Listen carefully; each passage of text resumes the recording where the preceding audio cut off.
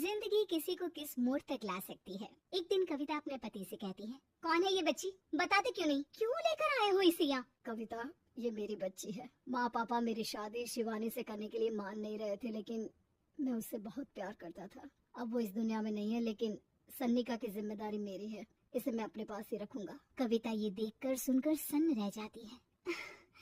कैसी बात कर रहे हैं आप? लोग क्या कहेंगे? मैं कैसे इस बच्चे के साथ जीवन चलाऊंगी? देखिए, इसे देखकर मुझे टेंशन हो रही है।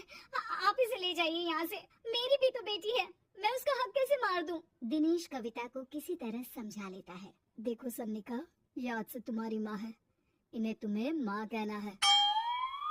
कविता को तो सन्निका को देखना भी गवारा नहीं है, फिर वो उसकी माँ कैसे बन पाती? और शायद दिनेश भी ये हकीकत जानता था। कुछ साल बाद देखिए, अब राधिका बड़ी हो गई है, उसके लिए किसी अच्छे घर का रिश्ता देखिए ना।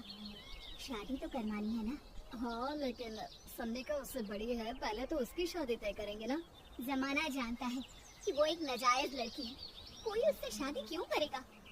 वैसे भी आता है क्या उसे, जो कोई उसे अपने घर की बहू बनाएगा? तभी वहाँ सन्निका आ जाती है। पापा, मुझे स्कॉलरशिप मिल गई है, आगे का सारा खर्चा यूनिवर्सिटी वाले उठाएंगे। मैं कल ही वहाँ हॉस्टल में शिफ्ट हो रही हूँ। लो, सुना दिया ना फैसला। अरे अब क्यों शिफ्ट हो रही हो? पहले ही हो जाती शिफ्ट। दुनिया में यूँ कॉलेज तो ना होती हमारी। क्या यार कविता, एक तो खुशी की बात है कि लड़की को कुछ आगे बढ़ने पढ़ने का मौका मिल रहा है, लेकिन नहीं, तुमको तो केवल ताना मारना ही आता है। जाकर देखो शिवानी क्या कर रही है। अरे हाँ, मैं शिवानी को दूध देना भूल गई, वो कैसे उठेगी? कविता को ये सुनकर गुस्सा आ जाता है। हाँ हाँ, अपनी किताबों से फुर्सत मिले तब ना। मेरी बेटी ना कुछ खाए ना कुछ पिए, यही तो चाहती हो तुम। सन्निका, जिसने कभी कविता से बात ही नहीं की थी, क्योंकि वो उसे हमेशा कोसती, वो वहाँ से बिना कुछ कहे निकल जाती है। खाना तो पूरा बन गया, अब जाकर आराम से पैकिंग करती हूँ, कल वक्त से निकल जाऊंगी। देखिए जी, वैसे तो ये लड़की मुझे एक आंख पसंद नहीं, अपने कमरे में पैकिंग कर रही है। अरे मुझसे तो कभी बात भी नहीं करती। आप साफ साफ बोल दीजिए उसे कि घर से जाएगी तो सारा काम कौन करेगा? उसकी माँ। माँ का नाम सुनकर सन्निका भी वहाँ आ जाती है। नहीं, वो कैसे करेंगी, वो तो मर गई है ना। उस मनहूस औरत को मेरे घर में याद करने की कोई जरूरत नहीं है, समझी? वैसे भी ना होते हुए भी तेरी शक्ल में लगता है कि वो हमारे बीच में ही है, हमेशा से। तो ठीक है ना, जब जा रही हूँ तो क्यों प्रॉब्लम हो रही है आपको? सन्निका घर से निकल रही थी। कविता ना चाहते हुए भी सन्निका को रोक लेना चाहती थी, और वजह थी सिर्फ उसकी सोशल लाइफ का डिस्टर्ब हो जाना। किटी में कविता की सहेलियाँ कहती हैं, क्या बात है, तुम परेशान सी लग रही है, सब ठीक तो है ना? क्या हुआ, उस सन्निका ने फिर कोई तमाशा किया क्या? अरे नहीं नहीं, चली गई, वो तो ऑक्सफोर्ड की कोई एनजीओ है, उसकी स्कॉलरशिप मिली है। मेरा भाई बता रहा था कि उसका तो फ्यूचर ब्राइट है। अरे चल ना, तुझे क्या, तेरा तो पीछा छूटा उससे। कैसे क्या नहीं, घर का सारा काम करती थी।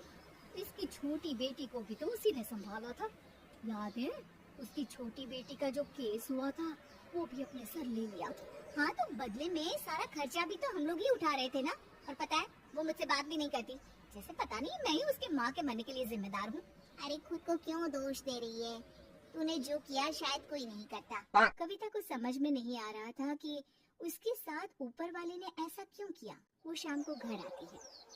आज तो बहुत खुश होगे तुम, एक बला से छुटकारा मिला ना तुमको। बेचारे की जिंदगी नरक बना कर रखी थी। वो तो कहते हैं ना, ऊपर वाला सब देखता है। देखो, चुन लिया उसने अपना रास्ता। कविता का मन तो करता है कि वो पति को सब कुछ सुना दे, लेकिन सामने सास खड़ी होती है। ये तो है, बेचारे को खाना बनाने से लेकर घर के सारे काम करने पड़ते थे। बाहर का भी कोई काम होता तो वही देखती। अब देखते हैं घर का काम कैसे होता है। तभी कविता की बेटी उसके लिए चाय लेकर आ जाती है। लो माँ चाय। कैसे रही किट्टी? अच्छी थी बेटा, खाने में कुछ बनाया है क्या? हाँ, सन्निका दीदी जैसी ही सब्जी बना दी है, आप रोटी बना लो। और हाँ, कल मैं चली जाऊंगी इलेक्ट्रिक बिल और राशन लाने के लिए। अच्छा अच्छा, पैसे मैं दे दूंगी। सन्निका कार्ड दे गई है ना? हाँ माँ, एक कार्ड तो देकर गई है। अरे चोर नहीं थी वो, मेरे बेटे का ही खून है। पता नहीं कितना घमंड भरा है इसमें। अरे छोड़ो ना माँ, जिसको जो बनना था वो बन ही जाएगा। अच्छा माँ, कल चलना है उसके कॉलेज में, सभी पेरेंट्स को बुलाया गया है। अब कविता तो जाने से रही, तो हम ही साथ चलते हैं। हाँ बेटा, उस दिन माँ की बेटी का है ही कौन। अब क्या था, कविता का गुस्सा फूट पड़ता है। आप लोगों के जैसे तो इंसान नहीं देखे मैंने। अरे मेरे सामने ही अपनी नाजायज बेटी को लाकर बिठा दिया। रोज मैं उसे देखती तो एहसास होता कि कैसे आपने मुझे इतना बड़ा धोखा दिया। जरा सोचिए तो, अगर ऐसा ही कुछ मैंने किया होता तो। अरे रहने दे, क्या नहीं किया तूने उसके बदले में। उस मासूम के साथ क्या क्या करती थी सब जानते हैं हम। अरे छोड़ो ना माँ, ये तो एक बात लेकर बैठ जाती है। चलो सोने चलते हैं। अगले दिन दिनेश और उसकी माँ सन्निका के कॉलेज में जाते हैं। कैसी हो बेटा, मेरा नाम रोशन करना।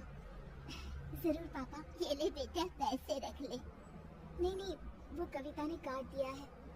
अरे बेटा, वो माँ है तुम्हारी, उसका नाम क्यों लेती हो? अरे हटाओ दी, क्या ही क्या है उसने इसके लिए, क्यों माँ बोले। तभी वहाँ सन्निका के टीचर आ जाती हैं। सन्निका की माँ नहीं आई? जी नहीं, वो घर में बेटी है ना, सबका एक साथ आना तो मुमकिन नहीं था। तो उन्हें भेज देते, हम सभी उनसे मिलना चाहते हैं। मानना पड़ेगा, बहुत अच्छी तरह से पाला है उन्होंने अपनी बेटी को। क्या घर का काम, क्या बाहर काम, कॉन्फिडेंस तो कूट कूट कर भरा है। पैसे रुपये के लिए भी इसे किसी का मुंह नहीं देखना पड़ता। स्कूली शिक्षा भी लाजवाब है।